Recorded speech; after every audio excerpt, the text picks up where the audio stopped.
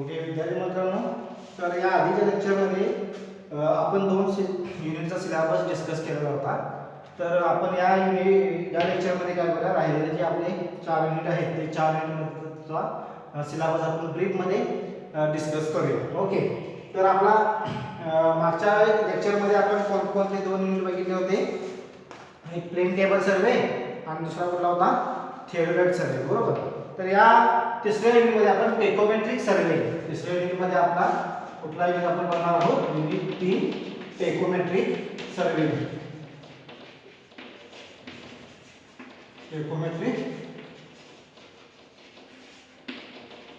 Tacheometric सर्वे. तर tacheometric सर्वे मध्ये कोणकोणते पॉइंट आपण बघणार आहोत, तर principle of the tacheometry, principle of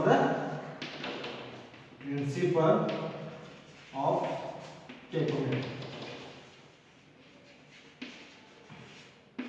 principal of the टेकोमेट्रीचा प्रिन्सिपल कोणकोणता आहे, कोणता प्रिन्सिपल वरती ही टेकोमेट्री काम करणार आहे ते आपण बघणार आहोत. त्यानंतर त्याचे कॉम्पोनंट पार्ट्स आणि त्याचे कॉम्पोनंट पार्ट्स, टेकोमेट्रीचे काय करणार आहोत, component parts.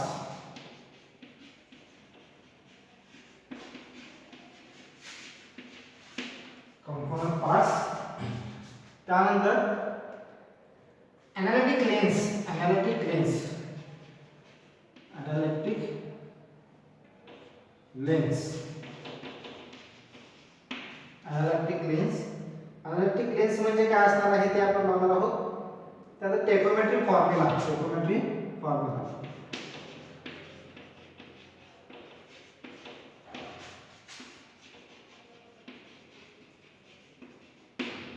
टेकोमेट्री formula for horizontal distance and telescope horizontal star vertical. Tacheometric formula for horizontal distance, for horizontal distance. हा सिलेबस लिहून घेण्याची काही गरज नाही. सिलेबस आपल्याला वेबसाईटवरती अवेलेबल आहे किंवा मी तुम्हाला ग्रुपवरती सुद्धा त्याची पीडीएफ सेंड करेन. त्याची प्रिंट करून घेतला तरी डायरेक्ट चालेल. हा सिलेबस काय लिहून घेण्याची गरज नाही. फक्त तुम्ही लक्ष द्या की सिलेबसमध्ये आपले कोणकोणते पॉईंट आपण बघणार आहोत. तर टेकोमेट्रीमध्ये आपण टेकोमेट्री कोणत्या प्रिन्सिपलवरती काम करणार आहे ते बघणार आहोत. त्यामध्ये एनालिटिक लेन्स म्हणजे काय आहे, त्यानंतर एनालिटिक लेन्सेस कॉन्स्टंट असतात. 2 कॉन्स्टंट m प्लस d आणि f अपॉन s जे 2 कॉन्स्टंट आहेत, ते 2 कॉन्स्टंट आहेत ते आपण बघायचे आहेत. त्यानंतर tacheometric formula for the horizontal distance, horizontal distance measure करण्यासाठी आपण टेकोमेट्रीचे कोणकोणते फॉर्म्युले वापरू, आपण हॉरिझॉन्टल डिस्टन्स कॅल्क्युलेट करणार आहोत ते आपण यामध्ये बघायचं आहे. त्यानंतर बघणार आहोत की त्यामध्ये नेक्स्ट पॉइंट आहे की field method for determining the constant of the tacheometer. तर फील्ड मेथड म्हणजे काय, ऍक्च्युअली आपण साइट वरती, आपण फील्ड वरती कोणत्या मेथड अप्लाय करणार आहोत जेणेकरून आपण टेकोमेट्रिक कॉन्स्टंट जे आहे ते टेकोमेट्रिक कॉन्स्टंट फाइंड आउट करू शकू. तर काय आहे point, field method, field method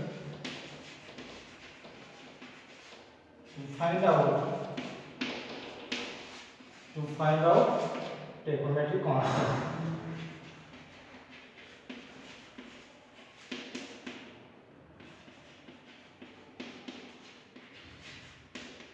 tacheometric constant. Okay. त्यानंतर आहे डिटरमाइनिंग हॉरिझॉन्टल आणि vertical distances, determining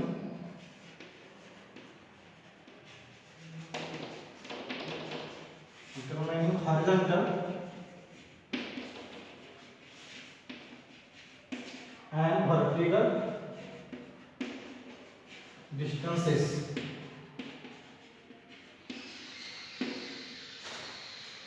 Horizontal and vertical distances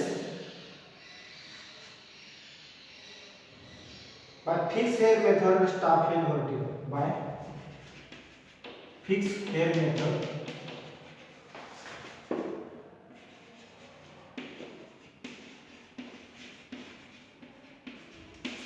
and staff hair vertical. काय करायचं आहे, आपल्याला हॉरिझॉन्टल आणि व्हर्टिकल डिस्टन्स मेजर करायचं आहे. मी तुम्हाला काय सांगितलं, हे काय आहे, हे हॉरिझॉन्टल डिस्टन्स झालं, हॉरिझॉन्टल डिस्टन्स. आणि हे काय झालं, हे असं मेजर करताय म्हणजे उभं मेजर करता आपलं काय, हे व्हर्टिकल झालं. हे व्हर्टिकल डिस्टन्स आणि हे हॉरिझॉन्टल डिस्टन्स, हे हॉरिझॉन्टल आणि हे व्हर्टिकल डिस्टन्स कसं मेजर करायचं आहे, हे आपण टेकोमेट्री वापरून आपण कसं मेजर करणार आहोत ते आपण यामध्ये बघणार आहोत. ओके. त्यानंतर पॉइंट आहे आपला यामध्ये limitations of tacheometry. Last point यामध्ये कुठला आहे, लिमिटेशन्स ऑफ टेकोमेट्री.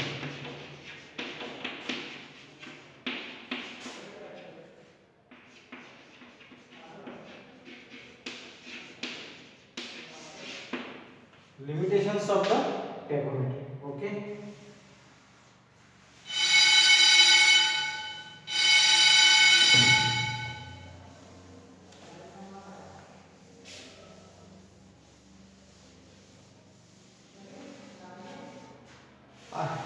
आपण तिसरा विषय असा बघणार आहोत.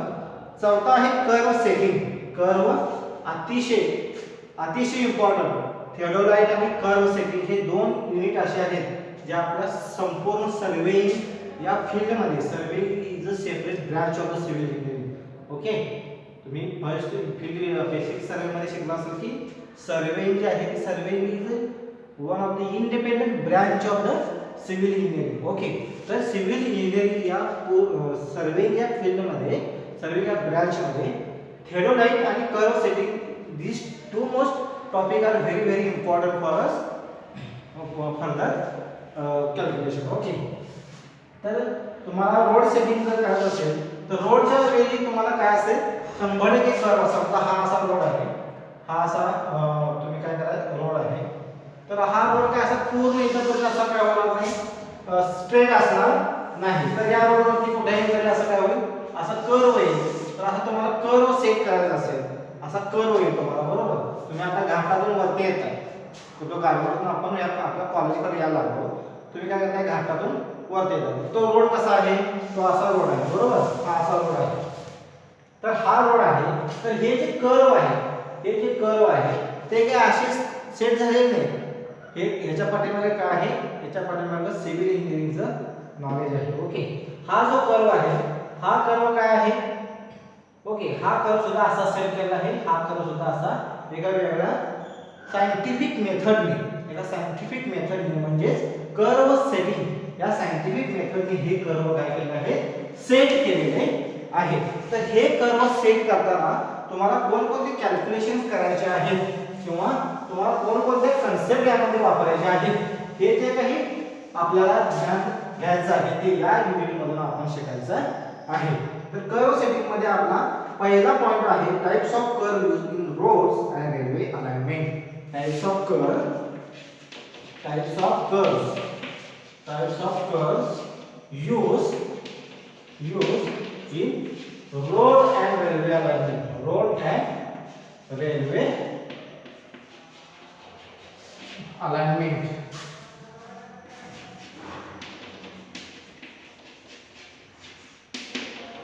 रोड आणि रेल्वे अलाइनमेंट. अलाइनमेंट म्हणजे काय, समजा हा जो रोड असेल, तर ह्या रोडला ज्या डायरेक्शन मध्ये घेऊन जाणारी लाईन आहे त्याला आपण काय म्हणतो, अलाइनमेंट म्हणतो. Okay.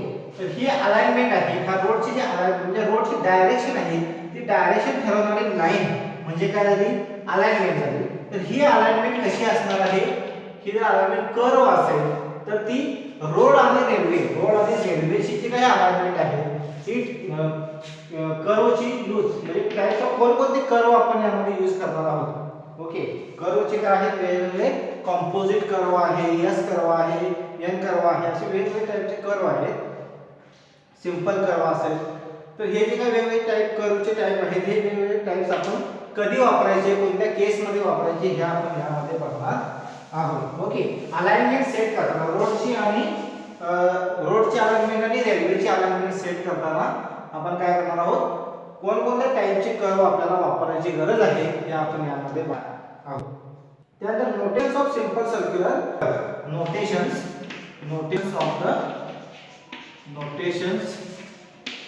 Of the simple circular curve. Okay.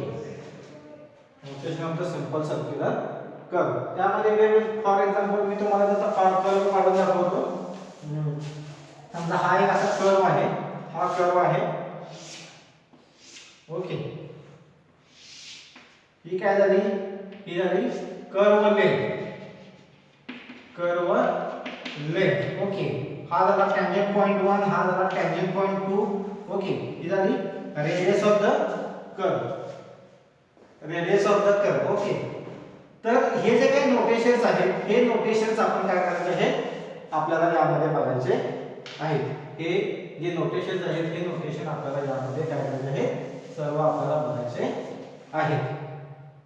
Okay, त्यानंतर आहे की designation of the curve. Designation of the curve म्हणजे काय आपण बघूया, set a simple circular curve by offset from long chord. Okay, next point कुठला आहे, setting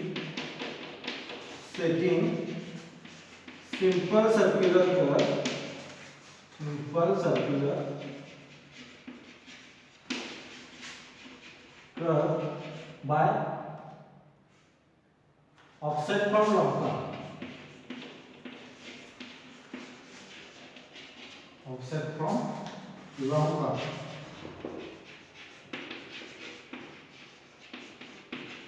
method offset from long chord method.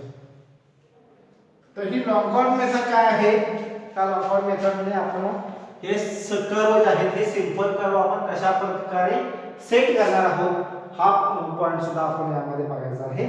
त्यानंतर वेगवेगळे आहेत लॉन्ग कॉर्ड आणि रँकाइन्स मेथड ऑफ डिफ्लेक्शन आहे. लॉन्ग कॉर्ड मेथड आणि काय Rankine's method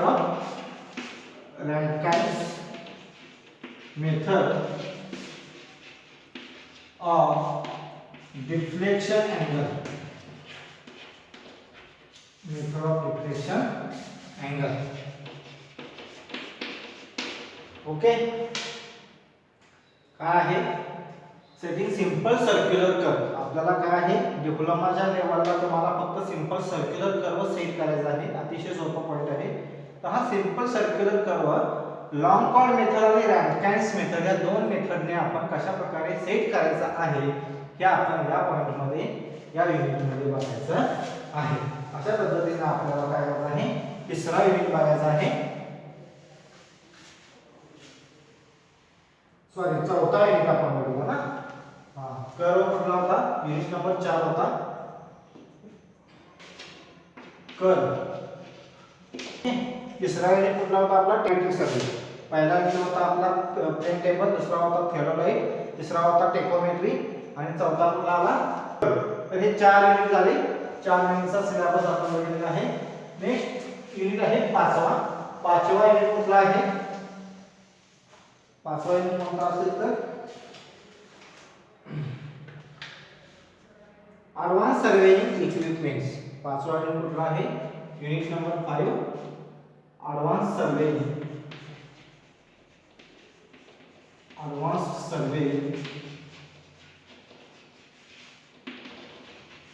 equipments. Advance surveying equipments. तर ॲडव्हान्स सर्वेइंग इक्विपमेंट्स मध्ये यामध्ये कोण, म्हणजे ॲडव्हान्स सर्वे करण्यासाठी कोणकोणते ॲडव्हान्स इक्विपमेंट आपण वापरणार आहोत. ओके, कोणकोणते ॲडव्हान्स इक्विपमेंट आपण वापरणार आहोत, तर त्यामध्ये आहे electronic distance meter. Electronic distance पहिलं कुठला आहे, याला ईडीएम म्हणतात, electronic distance meter. Electronic distance meter, त्याला ईडीएम असं सुद्धा म्हणतात, ईडीएम. त्याचा आपण प्रिन्सिपल बघायचा आहे.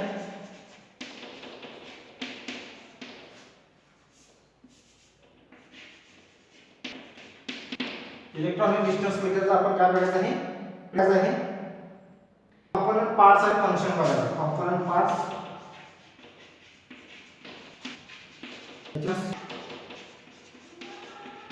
ओके.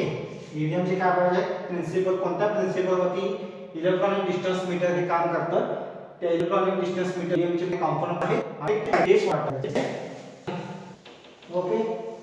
त्यानंतर आहे construction and use of the second micro optic थिओराइट.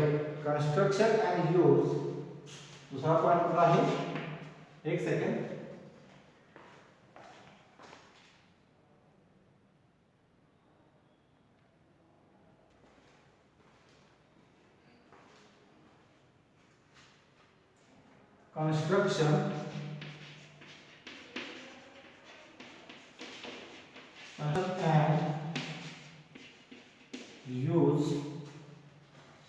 construction and use of 1 second micro optic thermometer, of use of 1 second and micro optic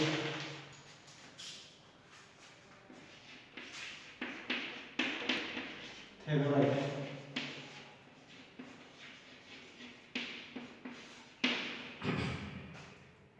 काय बघायचं म्हणजे म्हणजे त्याची रचना कशी केलेली आहे. ओके, 1 मायक्रो ऑप्टिक थर्मोमीटर आहे, तर मायक्रो ऑप्टिक थर्मोमीटरची आपल्याला रचना बघायची आहे. म्हणजे त्याचं कन्स्ट्रक्शन म्हणजे कशा प्रकारे त्याची बिल्ड केली, त्याची रचना कशी आहे, त्याचा यूज काय आहे, हे आपण या पॉइंट मध्ये बघायचं आहे. त्यानंतर आहे की electronic digital thermometer. Electronic digital thermometer, electronic digital thermometer.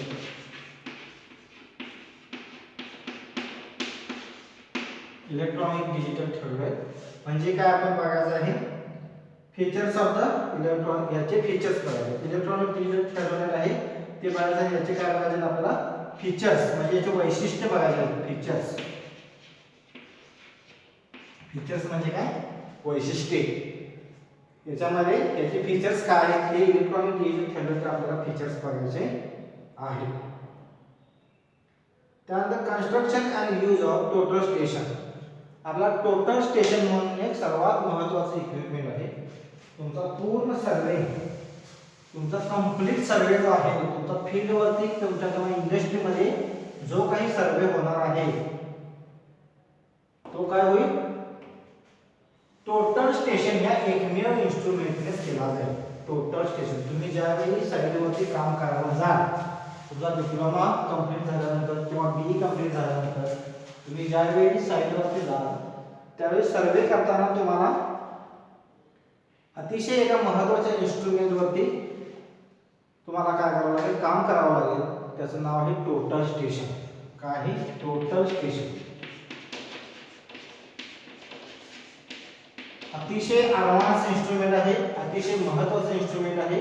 तुम्हाला यामध्ये कोणत्याही प्रकारचं फक्त सेटिंग करावं लागेल आणि पॉईंट सेट केला की तुम्हाला त्या पॉईंटचा आपल्या रेफरन्स पॉईंट पासून लेंथ किती आहे, त्याचा अँगल किती आहे, त्याचा डिस्टन्स किती आहे, ते किती हाईटवर आहे, म्हणजे समुद्र सपाटीपासून म्हणजे रिड्यूस लेवल जे आहे ती रिड्यूस लेवल सुद्धा तुम्हाला या एका क्लिकवरती याच्यामध्ये तुम्हाला मिळून जातं. तर या टोटल स्टेशनचं आपल्याला कन्स्ट्रक्शन करायचं आहे. कन्स्ट्रक्शन बघायचं आहे, त्याचे फीचर्स बघायचे आहेत, फीचर्स बघायचे आहेत. ओके, त्याचा यूज आणि टेम्पररी ॲडजस्टमेंट बघायचं. यूज बघायचं आहे, यूज ऑफ टोटल स्टेशन आणि temporary adjustment.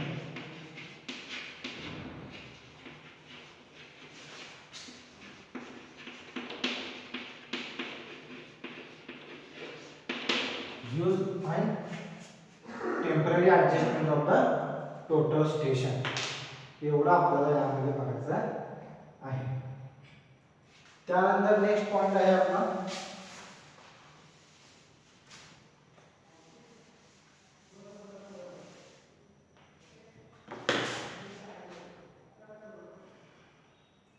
Use of function keys. Use of function keys तो काय आता हे छोटा पॉइंट आहे, नंतर बघूया आपण.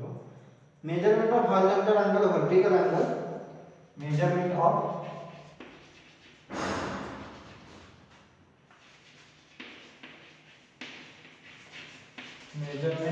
Horizontal angle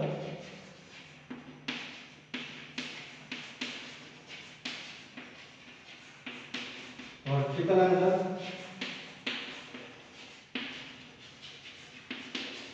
horizontal angle, vertical angle,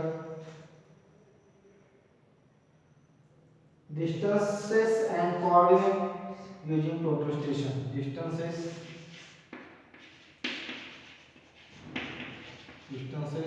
and coordinates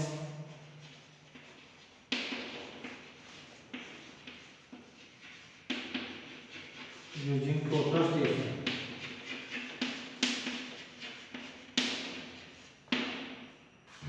okay, काय करायचं आहे आपल्याला, टोटल स्टेशन हे इन्स्ट्रुमेंट वापरून आपल्याला हॉरिझॉन्टल अँगल मेजर करायचे आहे. हॉरिझॉन्टल अँगल मी तुम्हाला सांगितलं होतं की हा असा टेलिस्कोप असेल तर या टेलिस्कोप पासून आपण हा जर का असा फिरवला आपण तर काय आलं, हे हॉरिझॉन्टल अँगल झाला. हा हे जर आपला असं व्हर्टिकल अँगल पाहिजे असा व्हर्टिकल अँगल होईल. ओके, तर हॉरिझॉन्टल अँगल, व्हर्टिकल अँगल ते डिस्टन्स म्हणजे मी उभा आहे इथून पासून, समजा एखादा हा पॉइंट आहे तर या पॉइंट मध्ये हे डिस्टन्स किती आहे, तर हे जे काय आहे त्याचे कोऑर्डिनेट्स म्हणजे काय, ईस्ट आणि वेस्ट असेल किंवा नॉर्थ साऊथ असेल, हे जे काय कोऑर्डिनेट्स असतात ते एखाद्या पॉइंटचे कोऑर्डिनेट्स ठरवण्याचं काम आपण कशा पद्धतीने करायचं आहे, टोटल स्टेशन या इन्स्ट्रुमेंटच्या सहाय्याने आपल्याला करायचं आहे. ओके, टोटल स्टेशन आपण पूर्णपणे हँडल करणार नाही आहोत, याची फक्त आपल्याला बेसिक माहिती आपण घ्यायची आहे. आपल्याला डिप्लोमा लेवलला हे इन्स्ट्रुमेंट काय होत नाही, आपल्याला वापरायला देत सुद्धा नाही, कारण की याची किंमत जवळजवळ 15 ते 16 लाख रुपये असते. एका इन्स्ट्रुमेंटची किंमत किती आहे, 15 ते 16 लाख रुपये. त्यामुळे आपल्याला हे लास्ट तुम्हाला डेमो करता, आपण डेमो घेऊ याचा, पण तुम्हाला त्याच्यावरती इंडिव्हिज्युअल प्रॅक्टिकल करता येत नाही किंवा तुम्हाला डिप्लोमा लेवलला ते नाहीच. त्यानंतर traversing profile survey and contouring with total station. ट्रॅव्हर्सिंग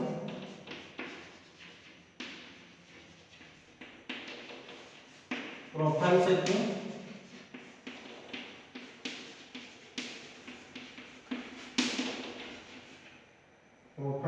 and contouring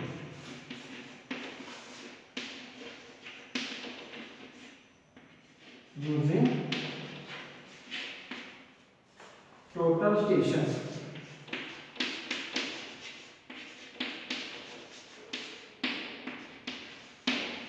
Using total station. काय करायचं आपण ट्रॅव्हर्सिंग म्हणजे काय मला तुम्हाला सांगितलं पहिल्या लेक्चर आपण सांगितलं होतं ट्रॅव्हर्स म्हणजे काय, प्रोफाइल सेटिंग. ओके, कंटूर म्हणजे काय, कंटूर म्हणजे काय, समजा हे असेल आपलं तळ आहे, समजा हे लेक आहे, लेक तळ. ओके, आणि याच्यामध्ये अशी एवढी पाण्याची लेवल आहे, ही अशी पाण्याची लेवल आहे. अचानकपणे जास्त पाऊस पडला आणि ही पाण्याची लेवल आहे की समजा अशी आली आणि अशी वरती झाली, ही अशी खाली वरती गेली अशी एवढी, तर पुन्हा काय होईल, पुन्हा ऊन पडलं तर पाणी काय होईल, पुन्हा खाली येईल.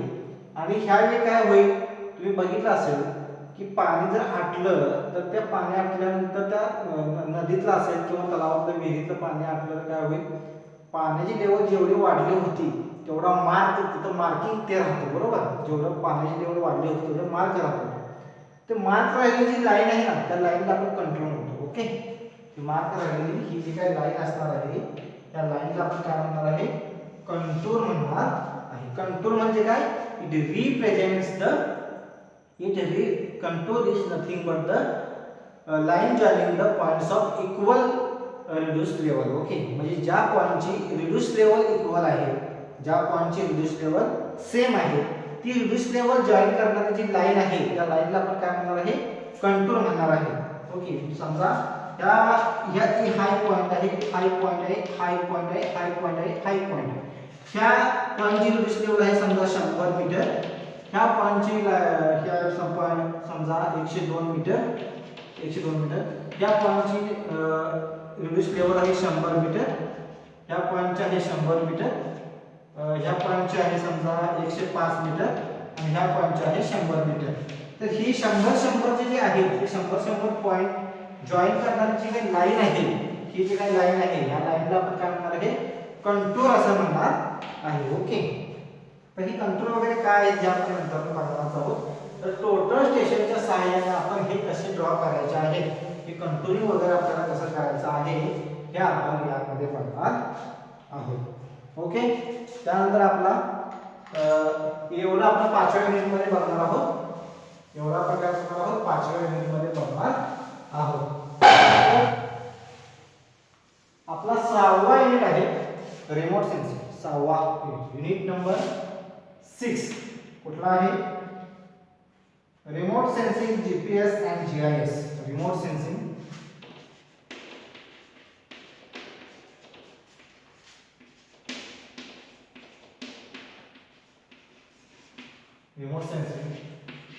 GPS and GIS. Remote sensing GPS आणि जीआयएस हा कुठला युनिट आहे आपला? Unit number 6. तर यामध्ये रिमोट सेन्सिंग पहिला पॉइंट आहे रिमोट सेन्सिंग. तर रिमोट सेन्सिंगचं काय करणार आहोत? ओव्हरव्ह्यू. रिमोट सेन्सिंग म्हणजे काय, ते कशा पद्धतीने केलं जातं? Electromagnetic energy. Remote sensing system electromagnetic energy,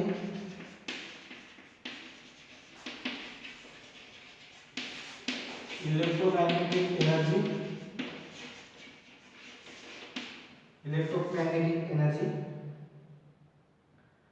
remote sensing system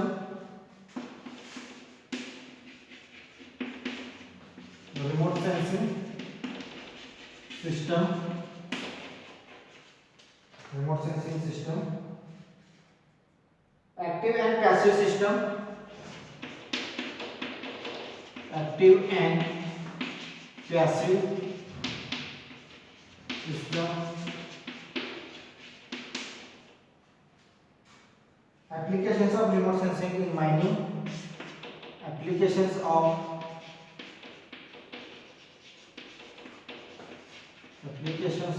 remote sensing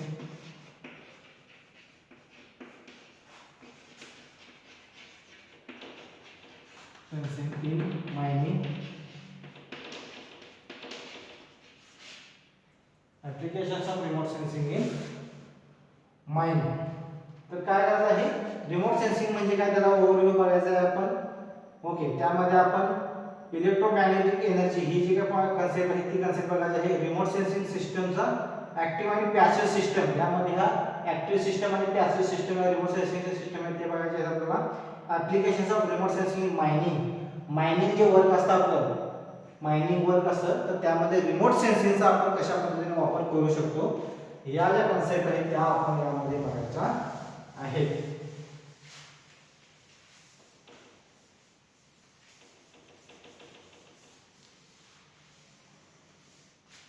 okay, त्यानंतर construction and use of global positioning system. Next point कुठला आहे?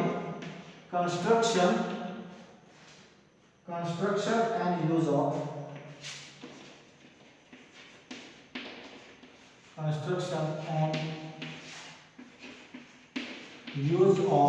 Global positioning system. Global positioning system. Global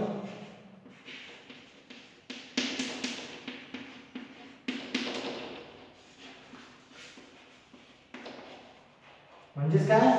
GPS जे तुम्ही तुमच्या मोबाईल मध्ये सध्या वापरता. Okay, आपण प्रत्येकजण काय करत असतो? आपण मोबाईल मध्ये जीपीएस ही सिस्टम वापरत असतो, ग्लोबल पोझिशनिंग सिस्टम. तर त्याचे कन्स्ट्रक्शन आणि यूज आपण यामध्ये बघायचा आहे जीपीएस चा. त्यानंतर जिओग्राफिक इन्फॉर्मेशन सिस्टम जीआयएस.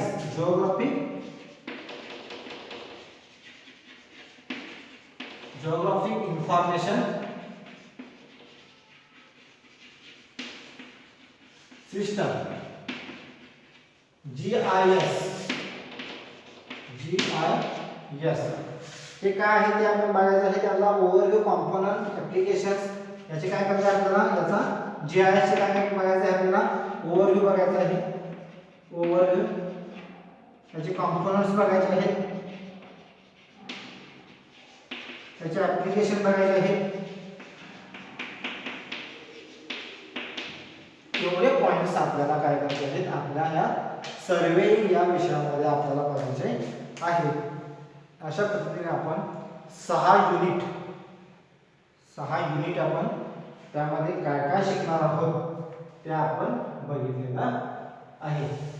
आपण पहिला युनिट कुठला होता? पहिला युनिट होता प्लेन टेबल सर्वे, दुसरा होता थिओडोलाइट सर्वे, तिसरा होता टेकोमेट्री सर्वे,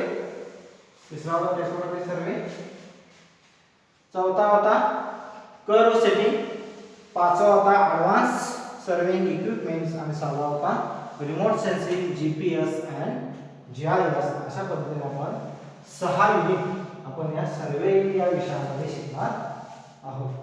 ओके.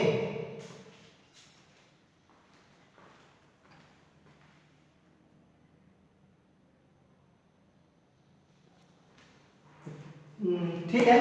नेक्स्ट लेक्चर पासून आपण डायरेक्ट सिलेबसला फर्स्ट युनिटला चालू करूया. आपला प्लेन टेबल सर्वेइंग या विषयाला आपण काय बघा प्रत्यक्षात सुरुवात करूया नेक्स्ट लेक्चर पासून. या 2 लेक्चर मध्ये आपण काय केलं आहे, आपला संपूर्ण सिलेबस जो आहे तो संपूर्ण सिलेबस आपण बघितलेला आहे. आणि आता नेक्स्ट लेक्चर मध्ये आपण काय करूया, आपला जो पहिला युनिट आहे प्लेन टेबल सर्वेइंग तो आपण डायरेक्टली स्टार्ट करूया. आजच्यासाठी एवढंच. थँक्यू.